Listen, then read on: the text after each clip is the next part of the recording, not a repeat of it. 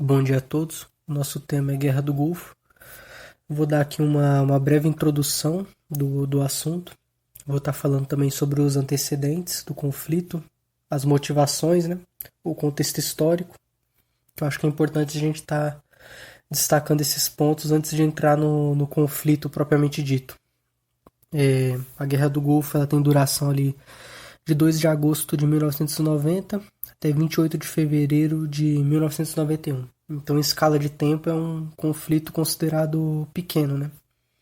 Tem uma escala de tempo de duração pequena comparado com outros conflitos ali no século XX. Os envolvidos o Iraque, que na época era governado pelo Saddam Hussein, e a coalizão, que era liderada pelos Estados Unidos, a coalizão formada na ONU, que tinha como liderança os Estados Unidos, mas que também ele tinha como aliado a França, a Inglaterra e também no Oriente Médio os aliados importantes ali dos Estados Unidos na região, a Arábia Saudita e o Kuwait.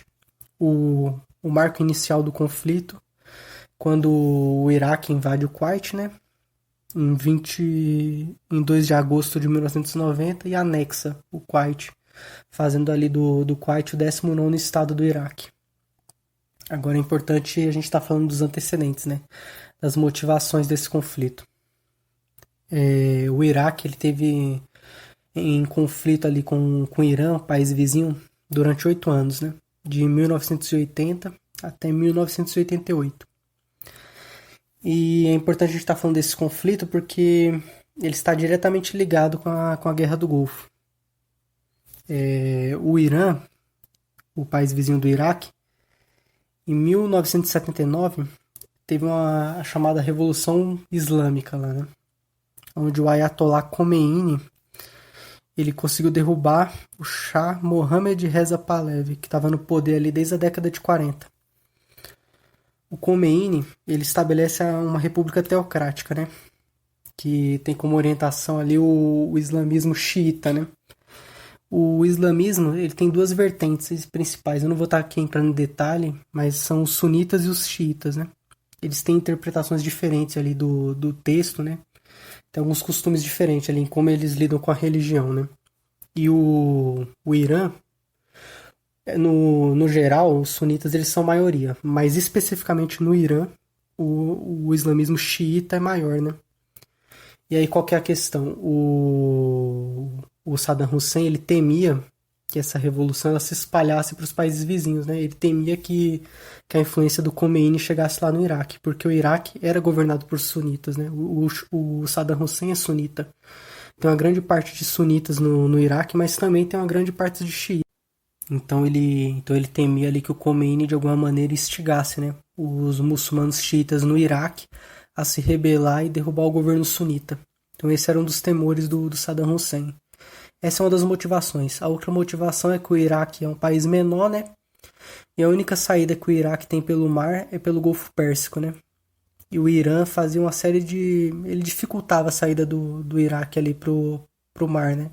Questão comercial, né? Então esse era um dos motivos do conflito também, né? Fora o motivo histórico, né? Um povo, a etnia é árabe, a outra é persa. Então é um conflito que se desenrola desde os tempos antigos, né? Mas não vale muito a pena entrar aqui em detalhe nisso para não se perder. Então, e aí o que aconteceu? Essa guerra aí durante 8 anos ela acabou se desgastando, né, o Iraque economicamente. Teve que fazer uma parte de empréstimo, dívida.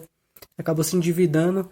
Quem foram os financiadores, né? Quem foi que estava dando esse dinheiro, fornecendo esse dinheiro a juros altíssimos, né, para o Iraque? Justamente a Arábia Saudita e o Kuwait. E aí o que aconteceu, né? O Iraque ele pediu, Saddam Hussein pediu uma flexibilização, né, na dívida.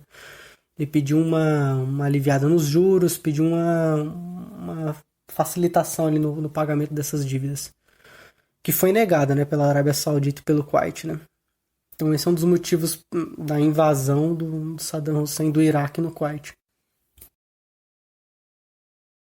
Também é importante deixar aqui como motivo que o Saddam Hussein ele alegava que o Kuwait tinha feito parte já do Iraque no passado e por isso, por direito, o Iraque seria dono do Kuwait. Eles não reconheciam a independência do Kuwait. O Kuwait ele já tinha feito parte do Império Otomano, tinha ficado como nação independente ali sob proteção do protetorado do Império Britânico. E desde essa época ele vinha como um país independente. Como é um país muito pequeno, está cercado ali pelo Iraque, então os governantes, mesmo antes do Saddam Hussein, os governantes iraquianos sempre quiseram de alguma forma anexar o Kuwait, sempre teve essa ideia, entendeu? Eles nunca aceitaram muito bem a independência do Kuwait. Eles precisavam de um pretexto, né? Precisavam de uma motivação, de alguma desculpa para poder fazer isso, e agora eles tinham arrumado. Então acho que é meio importante a gente deixar frisado isso. Sempre teve esse sentimento meio de posse sobre o Kuwait e de querer anexar o Kuwait. E agora eles tinham uma motivação, um pretexto para fazer isso.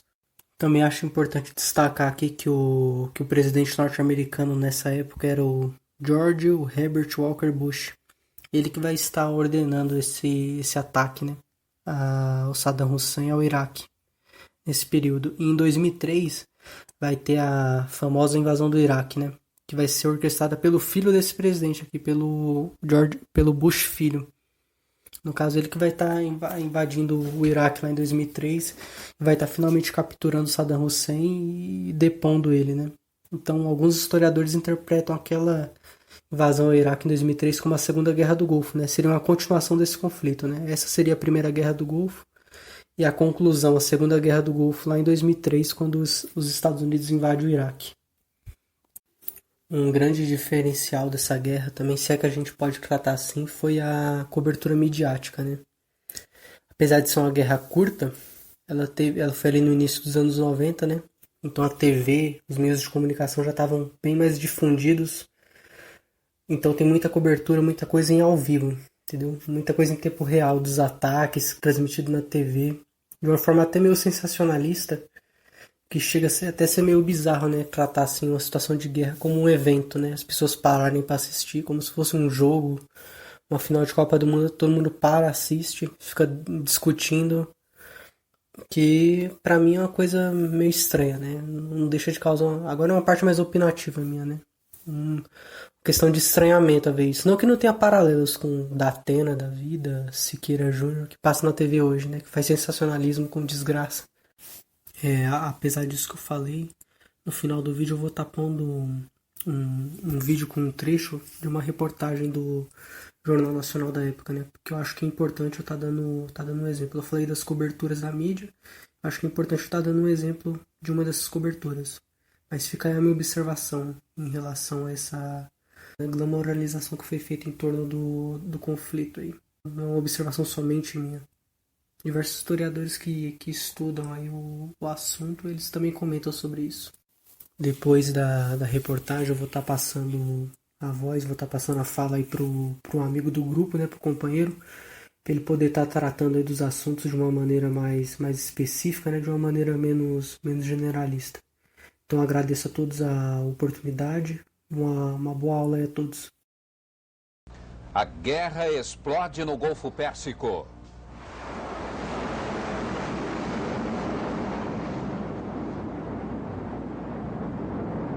A aviação aliada despeja uma chuva de bombas no Iraque na maior ofensiva aérea de todos os tempos. O Iraque transforma uma refinaria de petróleo da Arábia Saudita numa imensa fogueira no deserto. Os Estados Unidos exigem a rendição imediata de Saddam Hussein. O homem forte do Iraque chama o presidente dos Estados Unidos de demônio. Saddam Hussein desafia George Bush e promete confronto militar.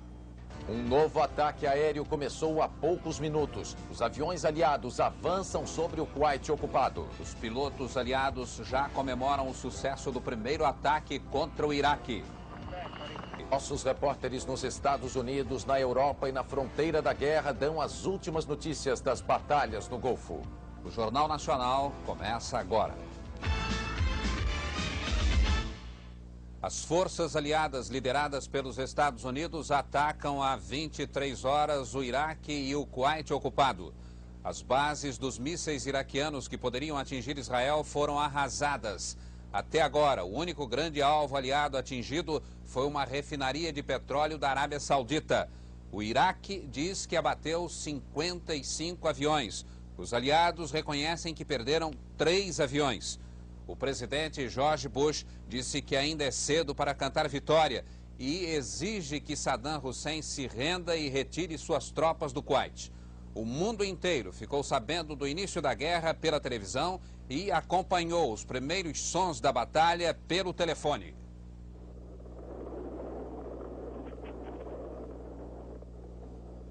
Desta base na Arábia Saudita, uma das maiores do mundo, decolou a esquadrilha do primeiro ataque.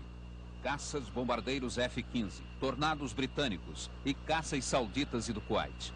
Começava na madrugada o maior bombardeio aéreo da história. O correspondente da CNN, John Holliman, que está em Bagdá, assistiu o bombardeio da janela do hotel e contou emocionado pelo telefone o que estava acontecendo. As bombas continuaram a cair durante toda a madrugada. Depois a volta à base. Missão cumprida. O piloto conta numa entrevista a emoção do ataque. Todos estávamos muito excitados. Quando atravessamos a fronteira, vimos os alvos debaixo de nós. Meu Deus, era exatamente como no cinema. Fogo da artilharia, os caças no céu.